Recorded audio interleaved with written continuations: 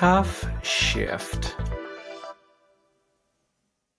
Hello, world, and welcome to another episode of TUFF SHIFT, the podcast where we unpack all that goes into surviving the job and living the dream. I am your host, Sean Patrick Murtagh, and boy, oh boy, oh boy, oh boy, am I sick of this job. Not podcasting. I love this job. I love podcasting. I love all that. But I know we've talked about this before, where it just kind of feels like I know the tough shifts came before this show, but sometimes it feels that I'm like asking the universe for more, and I'm very clear. I do not want any more tough shifts. I've had enough for a lifetime, for a podcast, for a memoir. And why do they keep coming? Why do they keep coming? I think part of it is, you can tell I had therapy this morning. I think part of it is, having proclaimed to the universe, I am done. I am ready to move on. I am ready for this all to be something I reminisce over, something that is anecdotal, something that is, trauma badge. Got that. I got the trauma badge for working in this industry. And now that I've said it's time to move out, it's testing me, or it's just now my ability to handle it. My sensitivities are even more sensitive, even more paper thin, and I'm just highly aware of all the things that aren't working. And also, things just overlap. Sometimes there's coincidences in which, yeah, this always sucks. And yeah, but like I said, when you're more aware of it being sucking and you're more aware of how much you no longer want any part of this, it's going to appear to suck more. And sometimes it does suck more. Sometimes it doesn't. It's just your perspective. And that's what I'm dealing with. And especially now that parade is officially over. I know last week's episode we talked about being over, but we actually recorded it right before closing weekend, and this is being recorded after closing weekend. And so it's no longer just thinking of jumping into the show, then jumping back to work, then jumping into the show, and then jumping back to, now it's like jumping back to work and jumping back to work. It is just so frustrating. And this week was especially frustrating. Actually, my boss thinks that there's another weekend of shows. So we have a wedding this weekend that we're going to, and then I'm popping up north because my cousin is in the country with her family. So I'm going to pop up north and see them.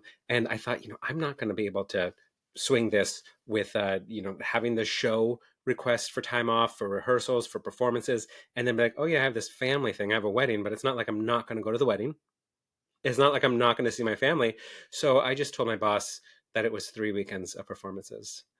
So I have that coming up. So I only worked part-time this week, which is wonderful because I think I would have quit if I had worked a full schedule this week, especially with how this week started.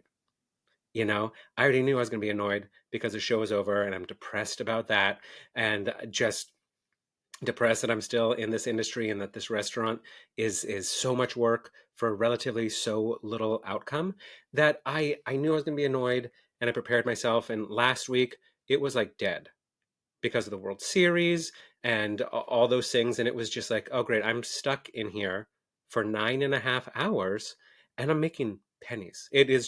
It wasn't worth it. And this Tuesday starts up, and it's just slow, and there's no reservations until 5, and nothing's happening. We open for happy hour now, which is just like, we're not that place, and we don't even really have the setup to maintain the happy hour. To be, like I've mentioned many times, opening this bar is a 2-hour process. So now we have to come in even earlier to get this bar open and have taken a break and then be ready. But there's just too many moving parts and too many elements to every drink and every garnish and every ingredient and every blend that it's impossible. So now, when we didn't have the happy hour, it's like really annoying to be a ghost town and be open at 3 o'clock for nothing. But at least you could get things done. And now we're coming in at 1, we're opening up, we're da-da-da-da, and then we still aren't able to get things fully opened. And then all of a sudden we have this onslaught of happy hour customers, which this week it was a slow start. And I was like, okay, well, I'm not mad at that because I hate this place and I don't want to be here. I'd rather not be being murdered. And then right at 5 o'clock, it slowly started to trickle in. But you see, this place is like cutting labor. So we open at 5. And every other bar I've worked at where it's been the opener opens alone and boom, boom, boom. By the time the dinner rush or the first reservations start, the second bartender comes in at that point. This place, because they're expanding weird hours and not making a lot of money in these new hours, they're still keeping the labor goal the same, even though the time has expanded, but the income hasn't. So now our labor goal, it throws it off. Does that make sense? The math of that? Like they want it to be 10%.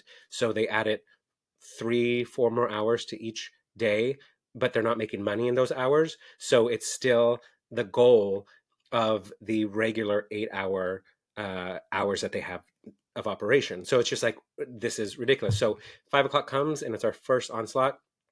And I don't have another bartender until 6 o'clock. And the service bell is banging and people are starting to, the bar is loading up. And then finally 6 o'clock comes, my coworker gets here and we just get buried. We get murdered, not having expected it. And it's one of those things where it's like, this would be great. Like in the end, like you got to think of those shifts as, this is going to be an amazing paycheck. It's going to be an amazing paycheck, and it will be. But then you have to wait for the paycheck. In most normal places, like out here in California, everything is now bi-weekly, which is fine and perfect. But this place is bi-weekly, and then they have it, that weird thing to where it's not like I have a 2-week pay period and 5 days at the end of that I get my paycheck. It's no, we have the 2-week pay period, and then at the end of the next 2-week pay period, you get this pay period. So you're always a month away from your earnings. And I'm just like, so then I'm like, the paycheck's gonna be great in a month. In a month, and we make it through. And I'm sore. I'm a little out of condition, having been doing the show and not be dealing with that volume and pumping out those drinks. But I'd rather be in the service well, pumping out drinks, than to be anywhere else, just getting lost. So I will catch up, and I get home, and I'm just like, dear Lord, we did it. At least tomorrow. There's never 2 days in a row here. There's never 2 days in a row here. Well, I spoke too soon. I spoke too soon. Now, opening up wasn't that bad because I opened up the day before and my work husband closed, and we are the dynamic duo. And we just take care of things. Everything is restocked, and we set ourselves up for success the next day, which is, I think, just generally how you should do it is you set up for the next day, the next bartender coming in, as if it was you coming in, and then everybody benefits. But that's not the way it works for a majority of bartenders. But these 2 magical days that we work together, we know we're taken care of. Like the first day sucks because the Monday crew just doesn't get it done. So we make it work, we catch up, and then Wednesday it's fine. So opening, relatively simple opening, relatively slow start, and then around 4:30, tail end of happy hour, we start getting a little more people in because there's a new restaurant across the street that has had this whole thing, grand opening, and so many. This is a foodie town, this part of LA, and so people just lined up, but they never told the community that it was reservation only for the first 10 days of their grand opening. So all these people show up and are turned away. So then they come to my bar, which is great. I'll take your money. I will make your drinks. I will take your money. But it was just this thing where it's like, I get somebody sitting down and there's one order. Then the server rings in a ticket and that's one order. And then as soon as I finish that ticket and clean my tins, then there's another order coming in, and then another order from the server, and then another person. And it just kept going like steadily for about an hour of back and forth and back and forth and back, to where one order at a time is not that bad, but it just wasn't stopping. So it wasn't that I could, do 5 orders and then get a 10-minute break, do this and get even a 2-minute break, 1-minute break. It was nonstop from the end of the bar to the service wall, back and forth to this fridge, to that low boy, boom, boom, boom, boom. Like Vanna White could never. Vanna White could never keep up with what I was doing yesterday. And I was like, okay, this will be fine. It's 1 drink at a time. And then it wasn't 1 drink at a time. Then it was like 2 people sit at the bar. and then 2 orders come in, and then 2 more people come in, and then 2 more, and then exponentially it was just like, this is not happening. This is what's going on. Like, I'm getting buried. I'm getting my ass handed to me, and there is still a long time before the second bartender comes in. And there's a few things I want to review something, because not everybody is gracious in those. Most of the people that sat at the bar saw how hard I was working and realized it wasn't a lack of competence, it was a lack of resources.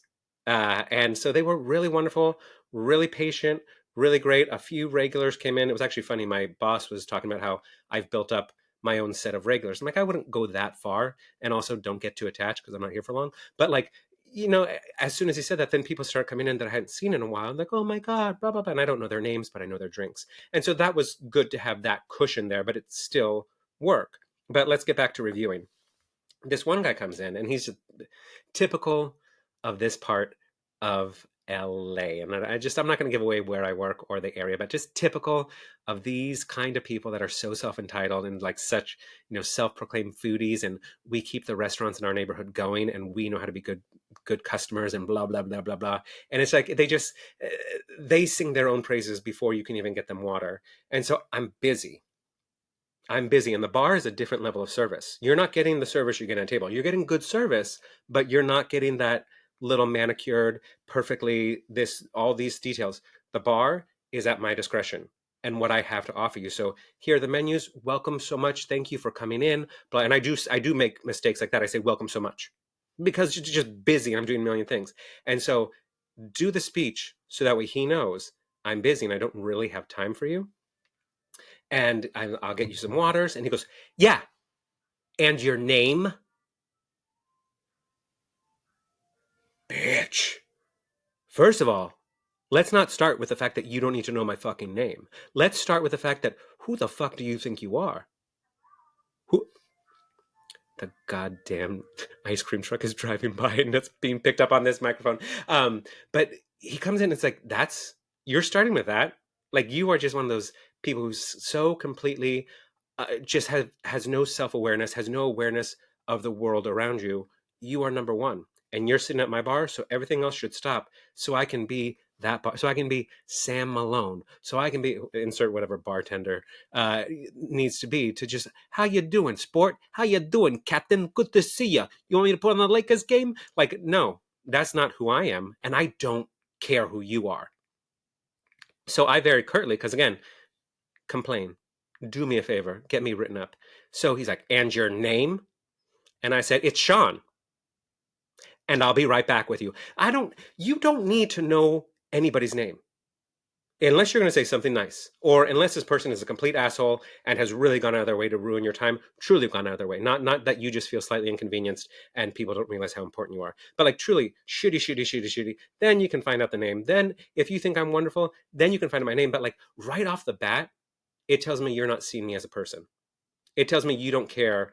And it's all about you, because again, we've talked about this and we're reviewing, because this is what we do in pre-shift. We review items. You wanting to know my name says less about me and more about you, and how virtuous you are, that I see you. I see you as a real person. Newsflash, bitch, I am a real person, regardless of you asking my name. And if you really wanted to do me a solid, if you really wanted to do me a favor, you wouldn't ask my fucking name. If it comes up, we'll do it. If it comes up 5, 10, wait 10 minutes. Wait 10 minutes before you bombard me with, I'll get to your questions, I'll explain the menu, but at the first pass, when I'm dropping menus and you see a full bar, you see a wall of tickets of drinks I have to make, I have to stop and fucking wipe your ass? No. What's my name? Rumpelstiltskin. What's my name? Teddy Rupskin. What's my name? None of your fucking business, all right, people? So please don't feel the need. Don't feel the need to ask my name. I will be just fine without us building a friendship, because once again, what we talk about here, it's transactional, people. It's transactional. And I feel I just need to put the caveat that I am not a mean person. I'm not mean-spirited. If you've been to my house, if you've been to my bar, if you've worked with me in any, you know, I open my heart, open my home, my refrigerator, my kitchen, everything to you. But don't come in blazing, demanding my hospitality. Let me show you how much I want you to have a good time. Okay? So I know I'm coming in hot, and I'm gonna back off a little bit because I don't really think it's unhinged. It's just, it's fresh. It's real fresh. And these are just all pointers of how we can all have a better time together. Okay? These are just that, so you don't need to know my name. All right. Now, in the middle of all this, um, we had a pre-shift to begin the service, which is nice because we don't always have that, and we had a recovery table. We had which is basically some awful human being that is self-righteous and self-important and just a victim, loves being a victim, wrote a scathing review, so much so that this waiter got fired for it. And the restaurant, as opposed to knowing that these people exist, stand by their service and stand by their this and that they would rather suspend somebody and write them up for enough times to be able to get them fired without raising any red flags, without any liability on their own of the person coming back with the Department of Labor to call foul. So this person wrote this review, and that's the shitty thing that this person did. And then the restaurant did this shitty series of events that both together end up leading this one server, this one amazing, competent, friendly, lovely human being of a server being fired. And for that, I will never respect this restaurant. I'll cash my check there, but I don't respect them, and I won't respect this person. So imagine the scene where I have this guy yelling your name and blah, blah, blah, blah, blah, and tell me, and all these people are coming in. And then this is all around the time, like 20 minutes before the next bartender comes in, and it's just this avalanche. And the host comes up and says, oh, by the way, that blonde lady in the red, that's the recovery table. And I'm just like, you've got to be shitting me. No fucking way. Like, and there's a group of 3 that sat down on this end of the bar, and a group of 3 that sat down on this bar, and then 6 tickets popped up, and I'm like, get our manager. Like, there's no, if she's going to leave a bad review, and I won't care. And first of all, I'm like, you sat her at the bar? And she goes, no, she asked to sit at the bar. And I just knew that she's the type of person that writes these reviews to get free shit, which I unpacked with my coworker last night about why she writes reviews like that, why she behaves like that, to get free shit, because there's no other way. She's not charming enough. She's not kind enough. She's not engaging enough. People aren't drawn to her to give her free shit, to want her to have a good time. So she can change that by just not being a piece of shit, but she chooses to live this way, and this works better for her. It's simpler for her to be this way. So that's who she is, and that's who it speaks to. But I was just like, I don't have the time, and I don't care about this human being. And nobody is coming to my rescue. My bartender, I don't blame them for not coming in early. Why would they come in early? That's not on them. But the management of this place, where we've had so many tests about corporate culture and teamwork and asking for help and communicating, and no one's to be found. And the host does not go get the manager, and servers are coming to get their tickets, and I'm just literally going behind the bar like fuck, because I'm at that point where you're at that level and you just can't care anymore. That's where I was, until a server looked at me and says, are you okay? And I said, I fucking hate this place. And she's like, I'll go get the manager. I'm like, yes, you will. And finally the manager came up and was just like profusely apologizing because the regional manager had come in. So they were on site knowing that this was happening. And the regional manager was reaming him. Because, I know it trickles down. Shitty management behavior comes from above. It trickles down. So like all this is going down. And then and again, in this culture, in this restaurant where it's all about communication and teamwork and letting people help you and this and that, and nobody's there. The expectation on me is here, and yet you guys get to hear, and I'm supposed to be appreciative that you did anything. So he finally shows up, and he's like doing what he can, which is not really that much. I'm grateful he came up, but not really that much. And then my co-bartender comes in, and she's like, holy fucking shit. I'm like, yeah. She's like, what do you need? I'm like, don't ask, just do whatever you think is. And I love her. She's like, might be my work wife. We're still not sure. We're still deciding. I have a work husband. That's separate. But we tag team it and we knock it out. We not happily. She's at the same place I am, but it was just not being alone, her coming in, and then us just being able to together realize that that piece of shit human being that wrote that negative review and then was so ungracious to us and our service and trying to win her back, because even though I don't care, it's my job, I'm on the clock, I'll do the bare minimum to make you happy. So, we are making sure every step of the way, and every step of the way she's got some snarky ass comment to say and some snarky ass bullshit to say, and it's like, damn, who hurt you? And then finally, and my coworker's like, what should we do for dessert? I'm like, well, it's a full comp, so just like, don't think about sending something, just give them the menu and tell them to choose something. It's a full comp. It doesn't matter. We're not sending them something. It's a comp. They said they didn't want dessert, and I said, okay, that's a little tricky. So I found a dessert that would travel well, and said, just ring it in to go. It's a gift. Boom, boom, boom. It comes, and before my manager could even say, hey, here's a little something from that, we didn't order dessert. What is that? Blah, blah, blah, blah, blah, blah, blah. And my manager's like, yeah, no, the bartenders wanted to make sure you left with a little something extra on top of your free fucking comp. And she says, looks at him and goes, well, you should have started with that. Then she says to my co-bartender, hey, I know they comped our meal, but we want a round of drinks, and please charge us so we can leave you a tip.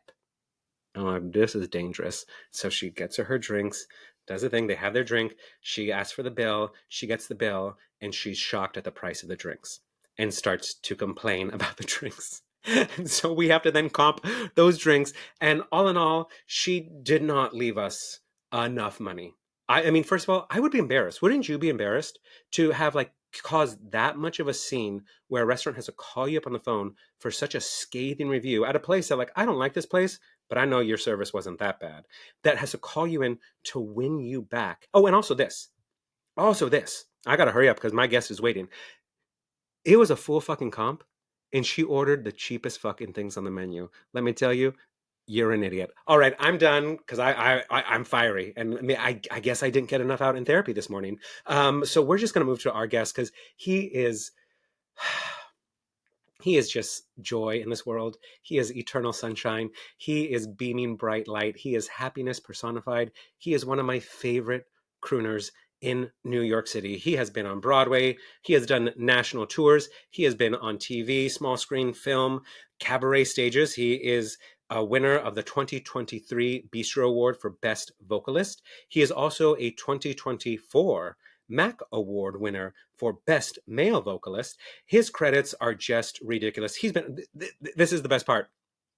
He is our first return guest. Now that we've gone into this second season, and I did everything that I did in the first season by the book for what I said this show was, and I'm continuing to do that. But now I want to bring people back. I want to do these montages shows. So we're cycling through a lot of first, and this is our first repeat guest because he's got some amazing things coming up that we're going to talk about. But I wanted to bring him back to talk about his holiday show coming up at the Green Room. And I listened back to his episode, and I've said this many times, that I could go on talking to these people forever. I have pages of notes of things to talk about. And I went through his original outline for his episode and listened to the original episode and realized, oh, there's so much more. And then more questions popped up. As I said, he is just the dreamiest, the crooniest, the most wonderful and accomplished, my dear friend, Timothy Connolly. Nope. My dear friend, Timothy Connell. Jesus Christ. Roll the beautiful bean footage. All right. Welcome back, Tim.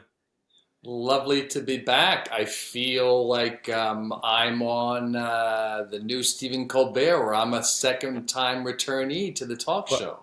Careful what you say. Don't get me canceled. I first have to apologize. It's a bad habit I have where if I don't add an O to your name, I add a Y, and then I'm like, shit, no, I know, da. So, yes, I made a snafu, but I know, and I caught myself because I could feel you. Yeah. So, yes. I apologize for that. But thank you. Listen, I was going to say, it's like every time, not only people assume an O in front of my name where there's assumptions about other people's last names. So I don't take offense. Listen, 30 years of therapy, baby, you can call me whatever you want.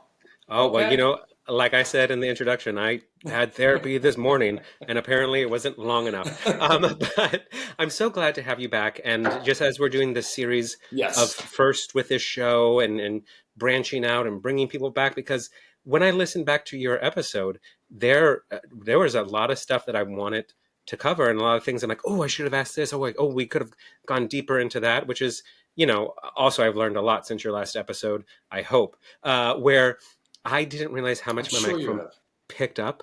And so every sniffle, of course, I'm congested today. Every little, like when I first started this podcast, the first 10-ish episodes, every time I hit record, Yeah. my stomach would start to gurgle, whatever. And I was like, oh, that's fine, that's fine. And then in editing, I never heard it, but going back and listening to your episode, I just hear this, like when I'm like, Oh, son of a fascinating. bitch. So it stopped, and hopefully I'm not bringing it back that way. But So you're also doing you're on the back end of putting these videos together post production. It's all you. You're a one oh house yes, one shop yes, because I stop. am Oh I wow! am well within my Listen, budget. kudos to you. Thank you. Kudos to you for just putting it out there like that. Really, Thank you. seriously. It's in my budget. I'm in my budget. And I think there's something, mother necessity. It's giving me the opportunity because to learn these skills as opposed to, going out Yeah, and paying somebody buku bucks where I'm like, I think I'm going to just learn on my own and make it work and see where this goes. But again, not about me yeah. before I make it about me. But, I was listening to your episode just to kind of go through, and your tough shift, which was a series of events that brought you to leave momentarily before you left Right. permanently the restaurant Yes. industry, which if you haven't heard his original episode, you can hit pause here or you can wait to the end, and I encourage you to, because there's Mm, a lot of beauty that you shared uh, in there, a lot of beautiful mm, stories that I wasn't expecting to get. And so I thank you for that. But really, right now, what's up sure. for me, being at a place where I'm proactively working on getting out of the restaurant industry, and you shared Mm, mm, where you were just at a wall, and it's like, I wasn't my best self. And it was basically, my boss said, you gotta go. It's time. So you gotta take yeah. yourself out, or and that's exactly where I am. And it brought up the fact that this is not the first time that I've been here. When I worked at Cookshop, which I'll Hmm. say because I love Cookshop, beautifully imperfect, all the things. Um, there, like right before I left, we got to a point to where it was just like, Sean's coming, everybody duck. And there was a change in management and a change in this and a da da da da. And it got to a Mm, point to where the new GM, because at that point I was like the senior server there, and sure. she needed me on her side, which I was just like, I'm not liking the way you're running business, so I'm not going to be on your side, and this is not going to be a thing. And so she used to bring me in on Tuesdays, like Tuesdays with the Queen, or Tuesdays with Maury, and we would have sit Maury, down meet, Maury. right, and just like sit down meetings every Tuesday for me to get off my chest whatever I needed. In retrospect, I was like, I did not like her at the Mm, time. I like her now, but in retrospect, I'm like, wow, how yeah, big! Like, where she was writing up other people for less, she was taking the time to sit yeah, down with me to hear me out, and sure. it basically led to a place where it's like, time to go and time to just Yeah. move on and remove myself, because I appreciate, but I know these sit downs on Tuesdays are not going to get anywhere. You have to run this place the way you want to, and you're the Mhm. boss. I'm just a server, and I'm not liking it here regardless of you. So thank you for allowing me this. And like that memory just came right back up listening to your episode. And Mm, then mm, really mm, in the mm, middle of doing the introduction, which I didn't come up with today's intro based on your episode. Today's intro was my last two shifts that I worked, and I am not mm, even mm. 24 hours off where I'm like, get me out of here. So it was very Yeah, therapeutic. And so I thank you for sharing that. And I just want to give you an opportunity, since we've already heard your tough shift, since we last spoke. sure. Has Yes. anything has anything surfaced from you? Old memories, any waiter nightmares you've had, or even just anything any great memories of like meaningful moments where you're like, No. wow, I made that person's day that you care to talk about? If you don't, we can move on. But Yeah, I no, just thought no. I'd I give you mean, a floor. I appreciate that. Well, because it is about me tonight, right? Yeah, You're, it you're is. just here I'm throwing facilitating out me. questions. Uh, um, um, I mean, aside from uh, the slow burnout that pushed me out the door. I mean, I don't know if I said in the last episode. Help me understand, remember that they told me to go and I did, but then I returned. Did I ever Yeah, tell you that piece? 2 years later. Yeah. Yeah. So I returned and I closed it out. So it's almost like I put a period to that statement, and it was a lovely need to. I mean, it was funny to go back and be with that family again, and sort of put a bow in it, right? Or a gentle period as opposed to, being the I don't know the burnout person that I was. But and not burning But bridges. Like, but then at this right. But they so where also, I think, the other piece about that space was it was the I would say a beautifully dysfunctional family of hmm workers and patrons. So even as I was told with tough love to go, I do recall that didn't mean that I was not still part of the fold. And yeah. I still gather with two or three other folk every once in a while. We still are bound by that 18th and 8th experience as family. So, um, I can't think of any sort of because I have so many years under the bridge. Nothing comes to mind. I'll just say it that way So many at years this under point. the It might bridge come that up in was not burned. conversation right now. Hey there, just checking in. I hope you're enjoying this episode so far. And if you are, why not leave us a 5-star review and a comment or two wherever you're listening to this from? And don't forget to follow us on social media at TUFF SHIFT Podcast. That's TUFF Shift Podcast. Everywhere. Literally everywhere.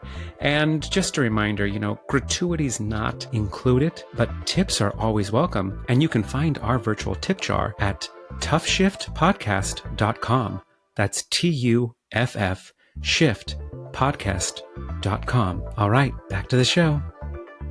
I do want to bring up um, just because you did work, and we talked about this in the neighborhood on 18th and 8th, and I worked on 20th and 10th. Yeah, Um, yeah. I gaze and brunch. It's quite the experience, and waiting on them every Saturday and Sunday to where it's like super slow. It's all families until 1 o'clock, and then the people roll out of bed, just with a cloud of poppers and glitter around them, and they whatever the night before, and they sit down for brunch. So, did you ever like? Were there any ever spicy things that you overheard from guests that just like made you Oh, blush? I don't know if I don't know if they made me blush. I don't know. I mean, I do recall when I was there the first stint at 18th and 8th. At one point, I was in my early 30s, so I assume I was not necessarily a hot waiter, but I got a lot of flirtation happening, Hmm. and this one person who ended up being an agent in the business of the show would come in on brunches and flirty McGurdy with me, right? And then this one time he came in and he had a present for me. Oh, So it turns out, and I knew sort of, I checked with some other folk about who this person was and his, you know, not proclivities, just, keep arm's length, so to speak. yes. So I opened up the present. I'm not sure if I opened it up there with him. Probably, I don't know. And it was a pair. I thank God it was a pair of boxer shorts as opposed to a G-string. But Who knows? the assumption in that is, I mean, who's to say? But other than that, I've never. I can't. I mean, there's been again at the time. 18th and 8th was the go-to brunch neighborhood place, right? So it didn't matter. I mean, not only sort of my generation, that age was there, coming in, rolling out of bed or rolling out of the clubs, coming and all that stuff. There were older um, peers above us, right? Yes. And they came in and sort of had their own repartee and just interactions that were as flirty McGurty as the hot guys coming in off the street from the bars. But I ultimately just enjoyed the flirting of it all, and I know I said that some version of this when we last talked, but I always felt that as an actor, it was it was important, it was a good exercise to be engaged in some form or fashion and sharpen the wit and sharpen that tete-a-tete, because that's a muscle that can be used. Is a muscle I've been using over the years outside or along with. So especially in a gay neighborhood, you work at a bar like a restaurant, that you have permission to sort of cross boundaries and test the waters of your stand-up routine, so to speak. Right? 100%. And it's all in fun as long as it's above board. Because I mean, there were definitely some times where people Absolutely were flirty, and I was like, and especially for like older clientele, where it almost felt like a little safe, because they were like, "Don't worry, I'm harmless," and they were. And I know that's not something we should say anymore, but it was like just playful, because they're like, "You're not going to do this," and who knows what people are going to do or what people are into. But it was almost just kind of like safe, because there was no expectation, and then it became funny flirting. And whereas I felt like when the people who come in, like you said, like the hot young guys around our age coming in, almost this expectation, because I've said many times on here, I used to be the thirstiest human being alive. I would fall in love anywhere from 1 to 1,000,000 times in any given shift, especially in Chelsea. I'm like, oh my Jesus Christ, these beautiful men are surrounding me. Like, how do I get off work right now? And so it was just always interesting to like have those fun flirtations, or even just, it made the day go faster. And it's like absolutely. a nice little pat on the back to be like, oh, thank you for, again, there were times that lines were crossed. Like one time I was waiting on somebody and I was taking the order, and it's New York, tables are close. And all of a sudden I'm like, what's going on? And there's a hand on the back of my thigh. And I remember actually thinking like, I looked at him and was like, I mean, he is handsome, and I know he has a great job. And I'm like, but yeah, that's not okay. Like, he could have gone a lot further if he would have like played it slow. So there are times where it's not safe and it's not harmless, but it was interesting in just, I think also too, that in acting as well, it's not just talent, it's not just emotions, it's not just getting the beat and getting the arc. It's about flirting. I had a voice teacher, problematic, but he would always say, and he's not wrong in this, like, the audience has to want to fuck you, whether you're the leading man or the character actor or whoever you are on stage. People have to want to fuck you, even if they don't know they want to. Oops, sorry, everyone, I'm swearing. Want to do that, like, and it's interesting that like that ability to flirt with people in a way that is like, could be professional, because I'm at work and I'll flirt with you, but it's just that little bit of a thing to where it's not inappropriate, and it's like a skill set that like is part of our job too. We have to flirt with the audience in a way that they're just like, they're not even sure that you're flirting with them, I mean, that's a yes, because I mean we can go down a rabbit hole of that, but yes, I'll leave it there. Yeah, only saying because that's a whole other anyway. Yeah, and especially that's a weird thing to talk about too, especially as a theater educator. So let's move on from that little tidbit.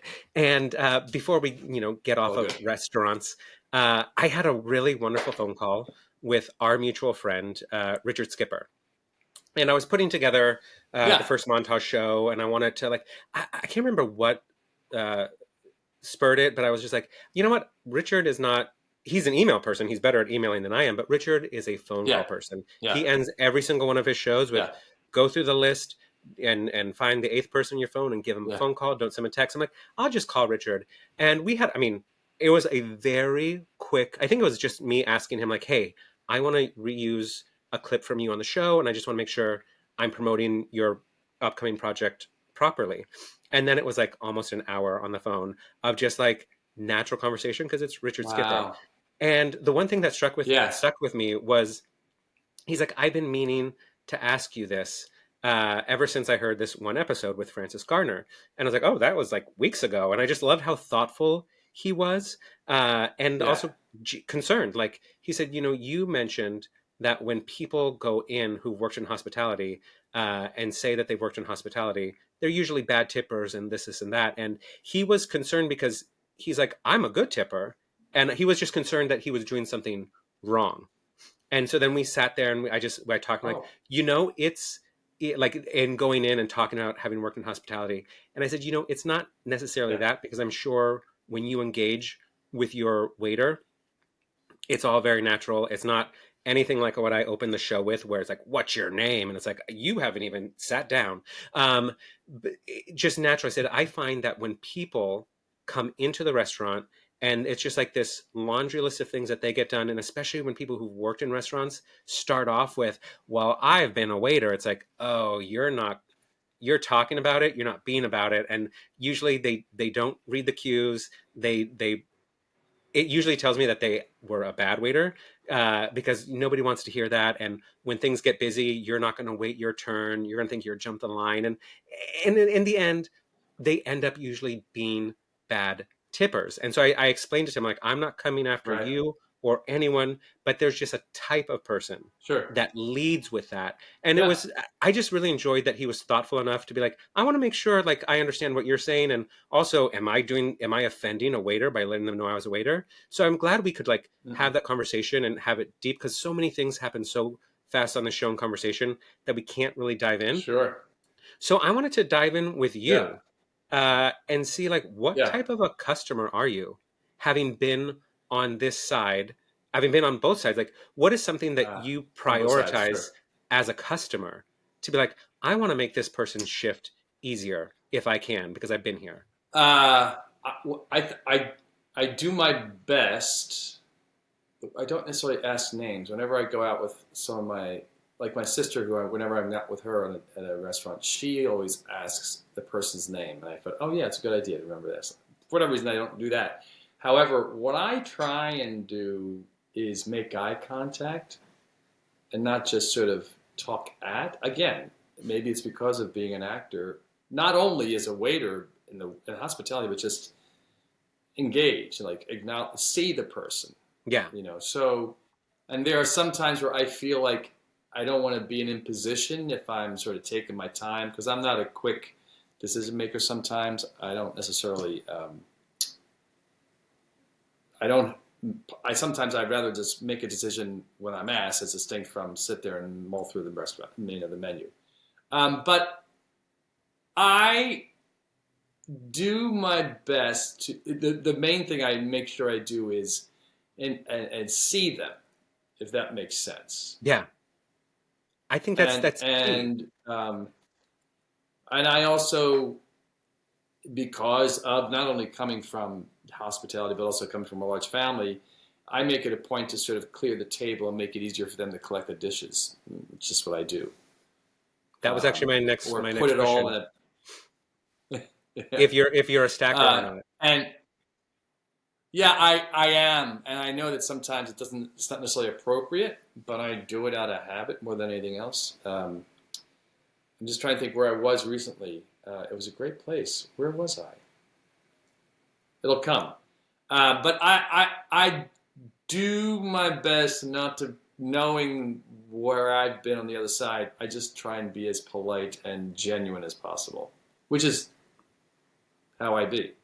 I think that's the key part, because I have my list of preferences, and I know other, like, because I've done the stacking commentary on what my thoughts on it are, and people have responded like, Yeah. I will always stack plates, and I have this many years. I'm like, it's not a competition, it's a collaboration. So I want people to share why they do it, and so it's not just a series of lists, Sure. because for me the big thing is, it's not about hitting this list where I sit in and I have to look you in the eye. I have to say your name. I have to ask your favorite thing. I have to ask like somebody who told me that like, oh, I thought that I'm supposed to ask to go on a menu tour. I thought I was supposed to, like, when it's like busy, it's like, no, if you don't want to go on a menu tour, I don't want to go on a menu tour. I don't want to explain anything more than I have to Right. on a Friday night.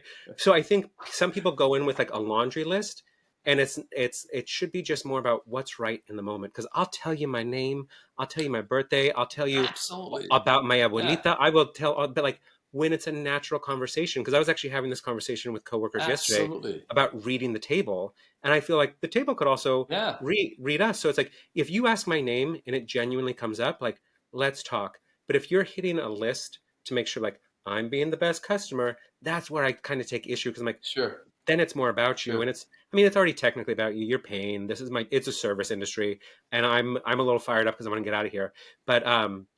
But yeah, so, and I like the fact that it's not whether we agree on stacking plates or not.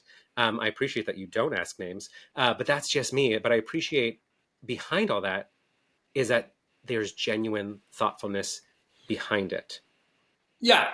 I think that's the piece, any customer service in general. Like, I think sometimes I'm reluctant as a customer, whether at a table or going to a Starbucks or something, to look someone in the eye because I just don't feel like engaging. But at the same Yeah, time, I was like, oh, it's good for me to engage rather than sort of just tune out. right. And If then what only, happens is, no, I was go going to ahead. say, what happens is then I find myself having fun. Like this gig that I do now, I frequent a Gregory's coffee shop right around the corner from where I work. And one of the first times there, I just was kind of waiting for my coffee, and I just heard music of my era. And I said to the person who is, I guess the manager said, "Is this Tina Marie?" And I don't know whether she was surprised to know that I knew Tina Marie, Yeah, given whatever. But anyway, so then we had this conversation. So now I've gone there on frequently and just kind of had this familial connection, and it's just it does something for me. So I guess that really can translate in the same thing. And I go to restaurants and I try and just not necessarily assume familiarity and or familial. I just read the experience and then can tune in whether I can go further or not. Um, exactly. at the same time, knowing that if it's a busy night, I got to be on my game to make the order so I don't drag out the waiter, that kind of thing. So, Exactly. I was a little nervous with where you were going about the Tina Marie thing, because it just feels that oh, every I was like, please, I don't want to hear the rest of the story, because I was afraid she was gonna be like, who's Tina Marie? Because I'm at that point in life to where I'm like, this is still like these artists are still relevant. And the fact that I have to explain who Shaka Khan is I to know. somebody, the fact that I have to explain, like I always say, children, there was a time called the 90s. There was a time called the 80s. And I'm just like, I always feel a little annoyed because like I grew up with a mom who made us listen to her music, yeah, with yeah, grandparents who we heard yeah, this, so like yeah, with an appreciation of references yeah. older than me, and also just like growing up in theater and around so many queens, I feel like there was a point in time to where it didn't matter how old and how gay you were, you knew Ethel Merman, you knew X, Y, and Z, and I just feel like Sure, so I was sure. again. Maybe I'm going to schedule therapy tomorrow because I'm too triggered today. Because I was like, as when you said Tina Marie, I'm like, oh Lord, this woman's going to have to pass me some Advil. So I'm glad she did know, and I'm glad you had that connection, because it's That's all about good. continuing that Yeah. connection. It's that time of year. I know I should wait till after Halloween, but I don't want to wait to let you know that I'm coming back to Feinstein's at the Nico on Sunday, December 21st at 5 p.m. with Holiday Test Drive 13, Sparkle and Joy. It is going to be an uplifting, loving, reminiscent, beautiful, hilarious show where I share what I've been up to this year, where I share memories of Christmas pasts. I poke fun at my family, share crazy holiday stories, touching memories, and sing a few songs. And I'm so excited because this year I'm debuting a song written just for me, written just for Holiday Test Drive, written by my friend G. Enrique, who has been my music director for many years and who I go to get my tracks. And we're going to be debuting our song Sparkle and Joy, written by him and Anthony Justin Long. And I can't wait to share that with you. And you shouldn't wait to get your tickets. Get your tickets today by going to FeinsteinsSF.com to get your tickets now for Sunday, December 21st at 5 p.m. at Feinstein's at the Nico in San Francisco, our 13th year. I can't wait to share these songs and these stories and all of my beautiful sparkle and joy. I will be in fishnets and heels and sequins. Oh my goodness, keeping Christmas bright and gay. Get your tickets today. I can't wait to see you, San Francisco. Yeah, So, absolutely. and you talked about, you just brought up recently with your students, and I just want to take a moment to call back to your episode, your original episode as well, where you dropped some amazing advice for your students. Because I asked you, I said, and I'm going to ask you just with whatever pops off your head, and if something new comes up or if it's the same thing, Sure. I want people to hear it again. But what advice do you give, because it was so good, to your students who are looking at the fact of having to walk into the stereotype, who are in New York, are studying performance, wanting to be performers and actors, are probably working as well as actors, but having to jump into hospitality? What is advice you have for them for dealing with and surviving with that reality? Yeah, I think I recall the gist of what not that I had to repeat what I said before, but it's funny that you were asking the question because I was on Susie Mosher's lineup on Tuesday night. I love her. And she asked me this random question that was unexpectedly deep in the moment, that how she'd be in on stage. And she said something to the effect of, how do you maintain the ups and downs of the biz? Oh. So all that to say, I mean, even today I experience sort of the weight of the journey on some level. Everything is there for we as artists, whatever is the platform that we use to express ourselves. We're never not being the artist. We may not be in the ideal platform, in front of an audience, in front of a camera, but we're still employing our skills of what it is to be an artist in action, listening, relating, tuning in, observing, being curious. And it never stops once you sort of walk out the studio or walk out. It's never not.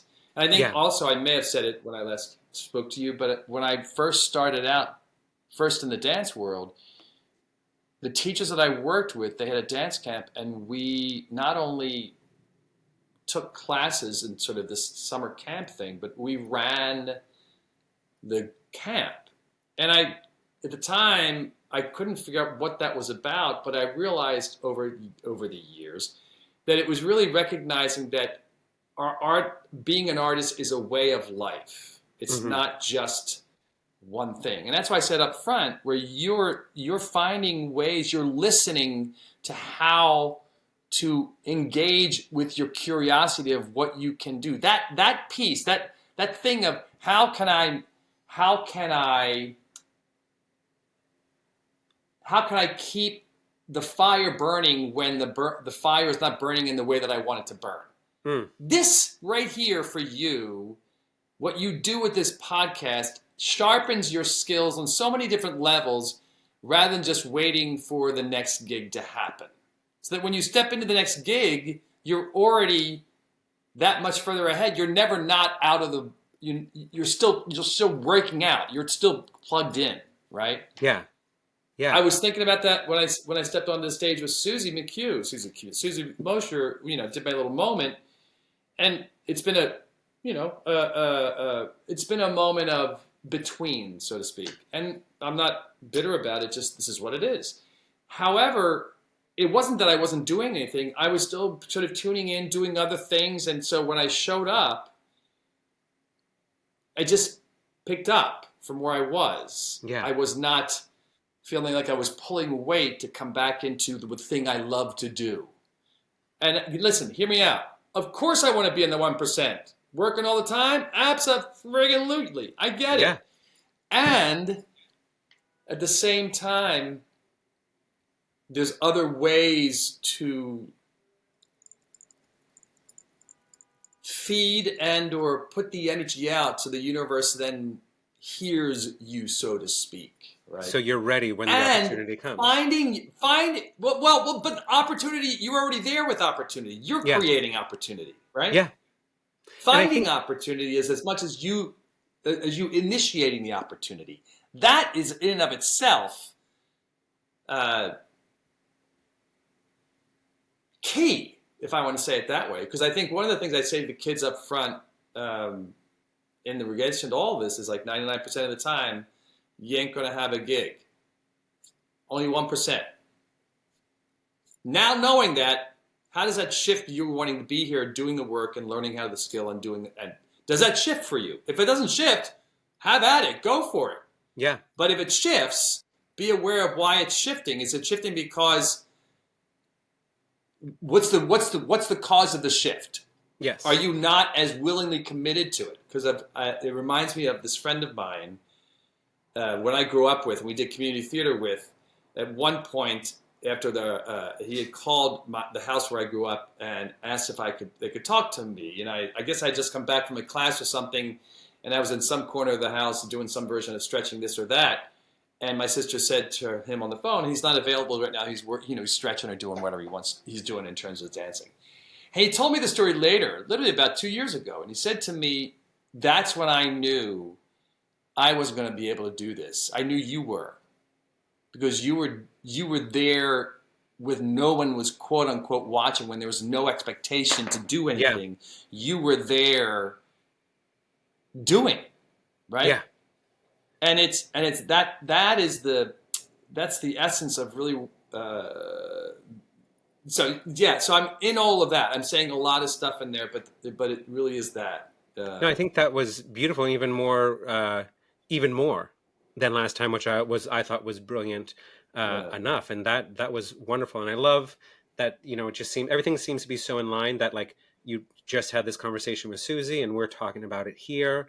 And I would also add that the sense of community, your very nice words to me about doing this podcast, the other part of it is the fact that it's keeping my community going. Like, I just had 2 years in LA and I just had my first cast. So I just made my first group of theater friends. But until then, I've been maintaining my New York community and through this podcast, also through checking in with directly, but through this podcast of giving each other the opportunity to speak and all that. And Susie Mosher having a show that showcases people, you having the opportunity to influence these young artists' hearts and minds and shape the trajectory of how they maintain in this.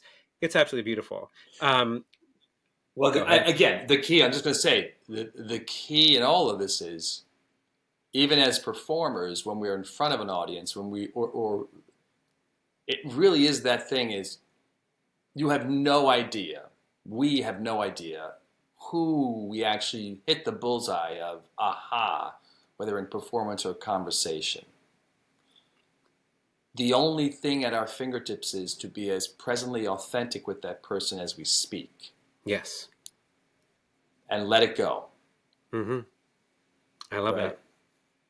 And it may come back or it may not, but don't be attached to acknowledgement of this pearl of wisdom I may have offered or this brilliant performance. It doesn't mean that you don't reflect on it and figure out how you want to fine tune or tweak, but you put it out there. It's for them to digest, and whatever it is whatever it is. It takes the weight off. This is really me talking to me at the same time, but that's, Yeah. Well, me talking to you, one thing that I failed to talk about last time, which was in big print, was the fact that, it's always an honor to be nominated. but you Yeah. are an award-winning Yes. cabaret artist. And I think you have such, again, an enviable career, amazing merit badges. You've Mm. done Broadway, the original cast of Nick and Nora, tour of Spamalot, Naked Boys Singing, which I found out in the past few months. I was like, what? Your resume. I'm like, what else do you have on there? But, and Yeah. all amazing things. You're recently on Elspeth, on NBC, all these amazing things and accomplishments. And CBS for Elsbeth. CBS. CBS. Yeah. I'll edit that out. But all these amazing things you do, and then you get to this cabaret part of you, and you win these awards. And for me, I'm wondering what that feels like, because you're not dealing with somebody else's script. Yes, you're dealing with other people's songs, but it's your set list. It's Yeah. your Yeah. story. It's your heart Right. and your Right. show that, again, Right. you're talking about me doing the back end stuff of this podcast. When you're putting a cabaret show Mhm. together, you're the producer, you're the director, I mean, even if you Yeah. have a director, you're all those things. So Yeah. what was that like, winning your first award as a cabaret artist? And yeah, just Right. all that joy. Yeah. Um,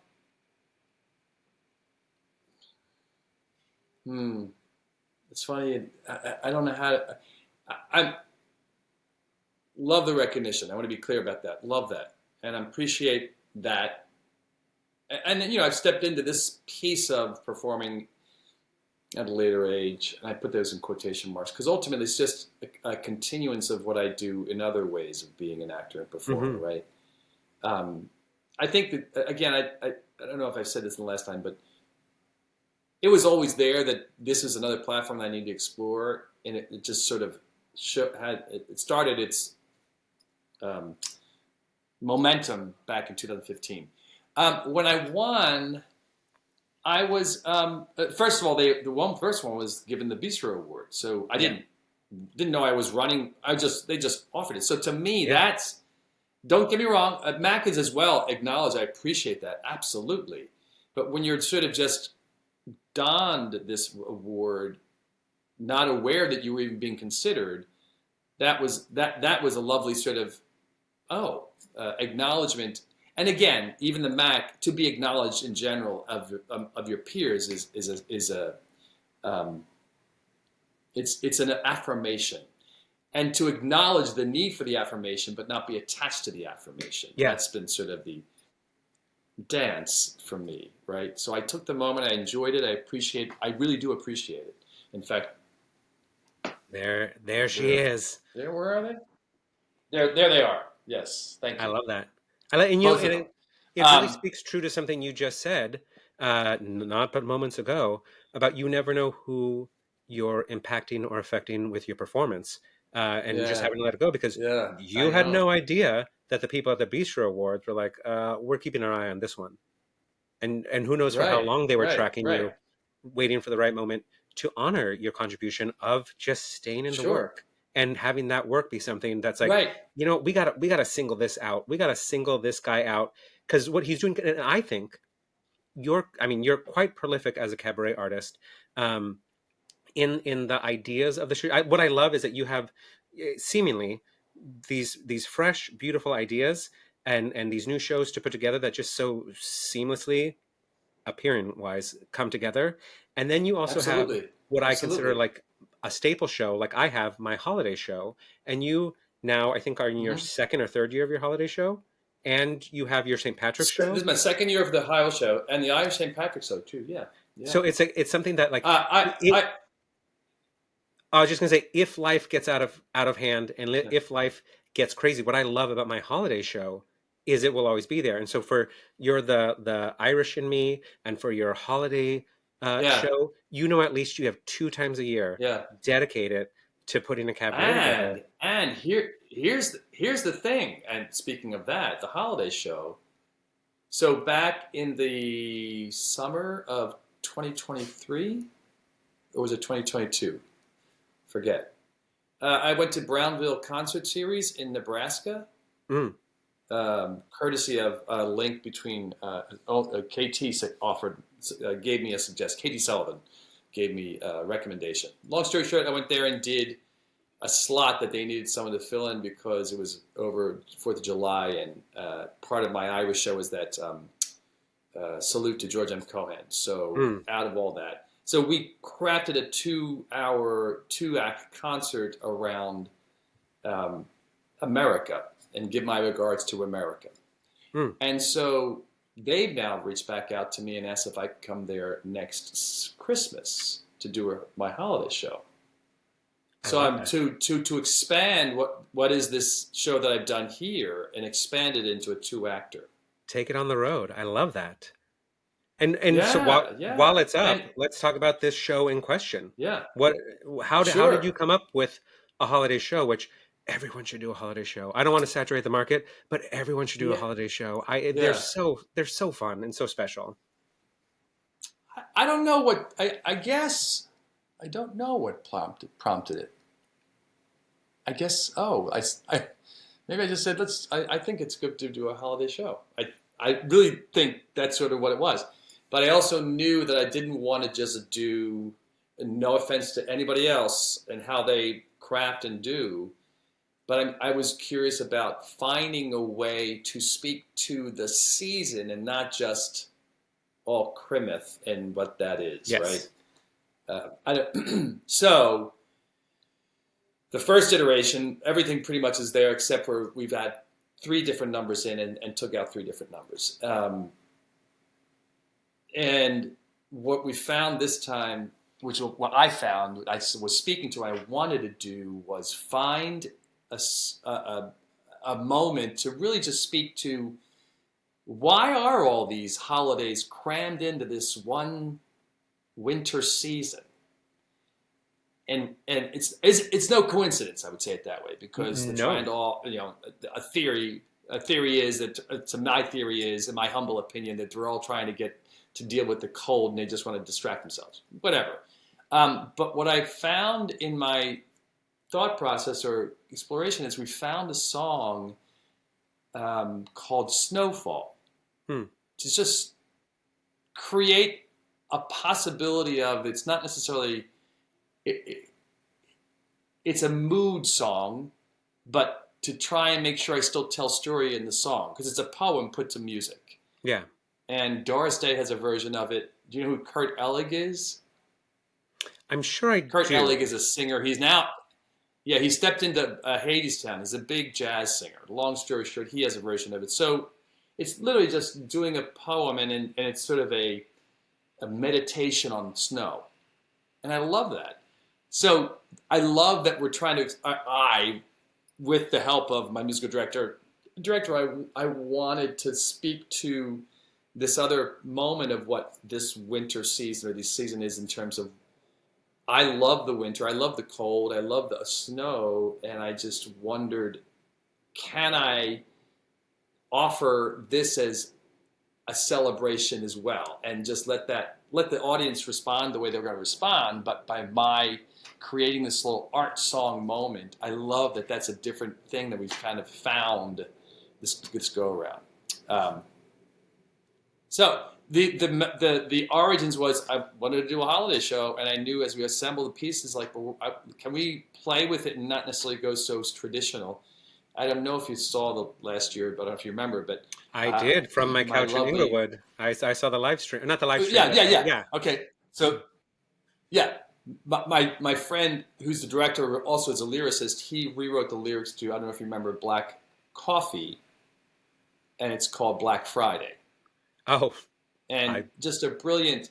It works well. He's done an incredible job with it, Mark Schmiel, and then he also helped.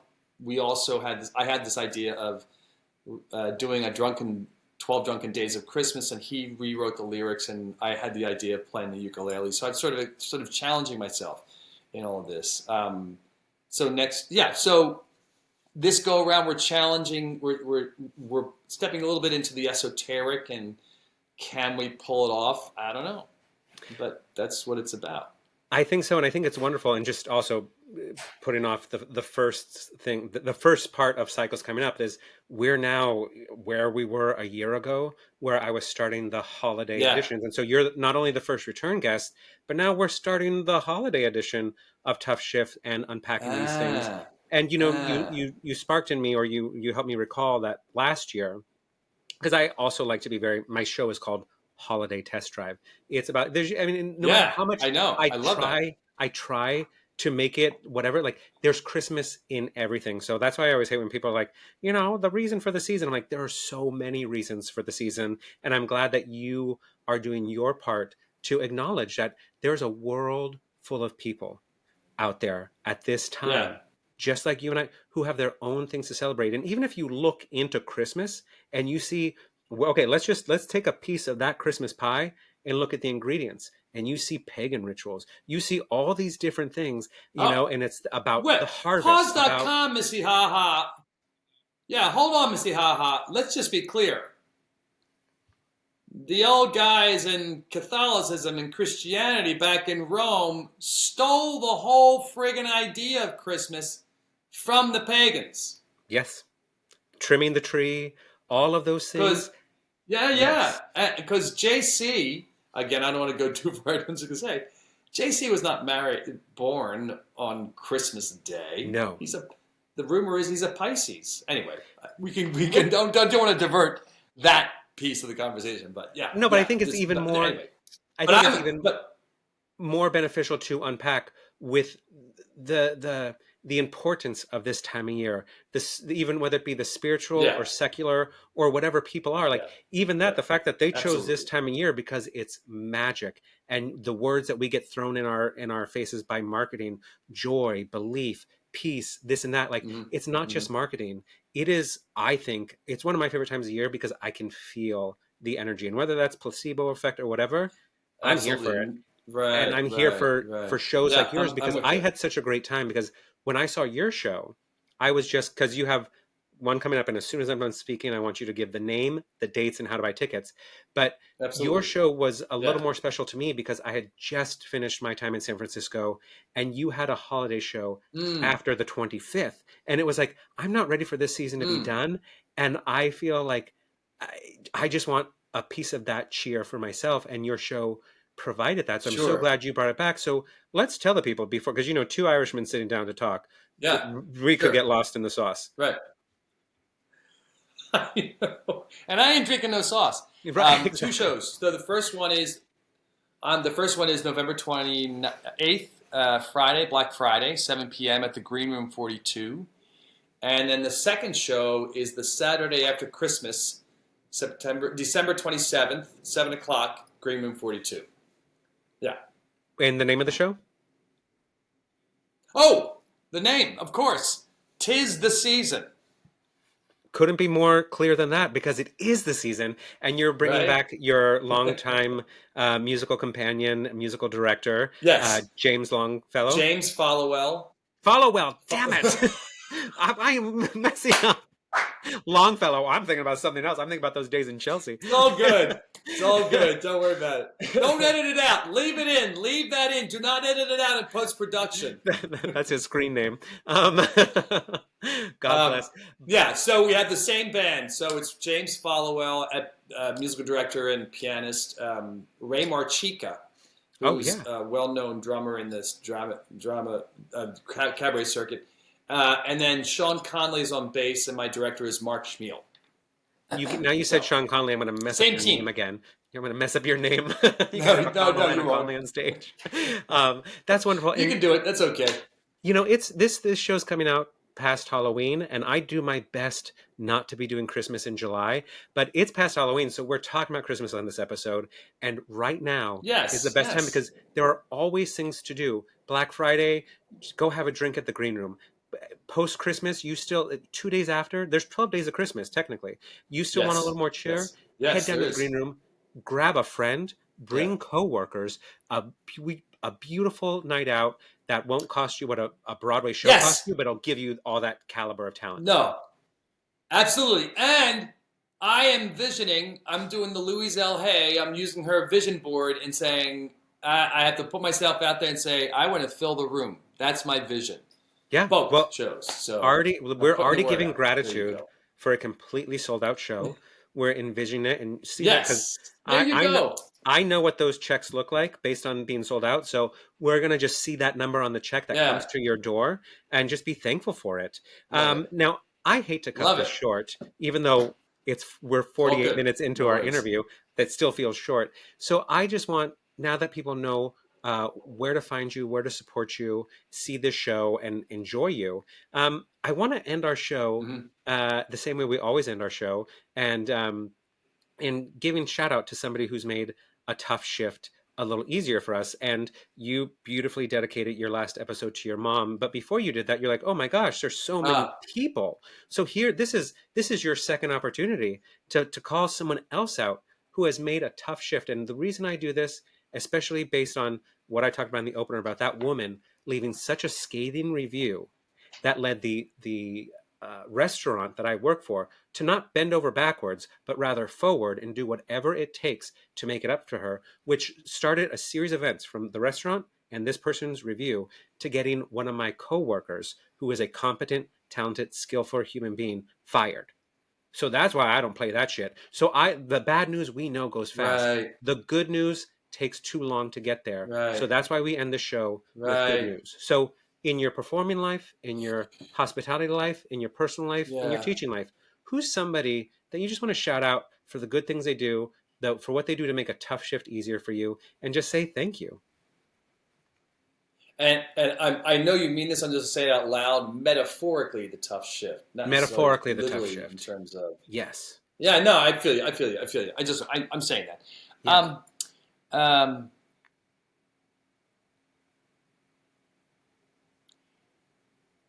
I'd have to sort of just kind of go back to what I was saying earlier with the family that I generated out of 18th and 8th. Two of them, my friends, they're dear friends, and they're also very supportive when I do the work in the cabaret world. Stephen Nunley and Terry Garcia, both of them, I never anticipated still feeling them as family members 30 years later. And whenever they show up at a cabaret piece, they've even come to see me in shows. They saw me in Spamalot and they saw me in Sister Act up in Rochester. They make a spectacle of themselves to intentionally embarrass me. I love that. Which is what family does. Exactly. So they are. I nod to them out loud and just am grateful that they are family, and we have this created family feeling that is different than family, but it feels as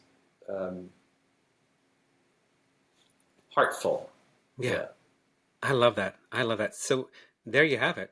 Stephen and Terry, thank you for everything that you do. Clearly, the world needs more people like you, and this episode is dedicated to you. This has been another episode of Tough Shift. And just remember, tough shifts build character, and character is what brings your story to life. Thank you so much, Tim. Thank you, Sean. Tough Shift was created and hosted by Sean Patrick Murtagh. It was recorded on Riverside and distributed with Buzzsprout. Don't forget to leave us a 5-star review and maybe a comment or two. And remember, tough shifts build character, and character is what brings your story to life.